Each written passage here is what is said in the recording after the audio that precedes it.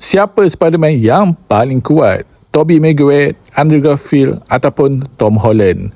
Ini adalah ranking aku berdasarkan pengalaman bertarungan, musuh yang pernah dihadapi dan pencapaian mereka. Bagi aku, Andrew mempunyai gaya Spiderman yang paling mirip dengan Comet. Dia sangat lincah, lawaknya menjadi ketika berlawan, dan Spider-Sense juga sangat hebat.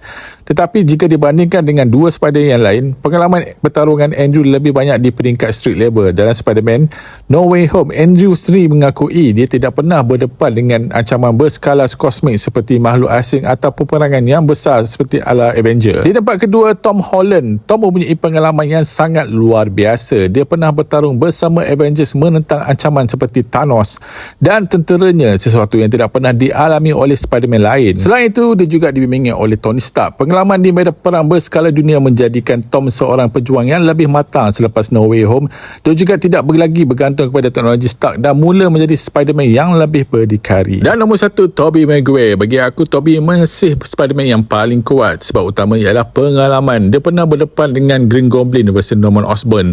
Musuh yang bukan sahaja kuat tetapi juga licik dan manipulatif. Malah Green Goblin yang sama hampir membunuh Tom Holland dalam No Way Home. Bukan itu saja, Tobey juga berjaya menewaskan Venom dan New Goblin Harry Osborn. Menentang Venom seorang diri bukan tugas yang mudah kerana simbiote itu mempunyai kekuatan yang luar biasa.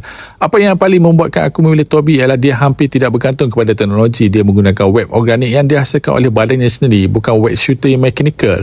Dalam kebanyakan pertarungan, dia hanya bergantung kepada kekuatan fizikal, Spider-Sense, refleks dan pengalaman bertarung. Bagi aku, itu yang menjadikan Tobey Spider-Man yang paling lengkap. Jadi inilah ranking aku. Ini hanyalah pendapat peribadi aku berdasarkan pengalaman bertarungan tahap ancaman yang pernah mereka hadapi dan bagaimana mereka menggunakan kebolehan masing-masing. Kalau korang pula macam mana ranking Spider-Man versi korang? Jangan lupa tinggalkan pendapat di ruangan komen.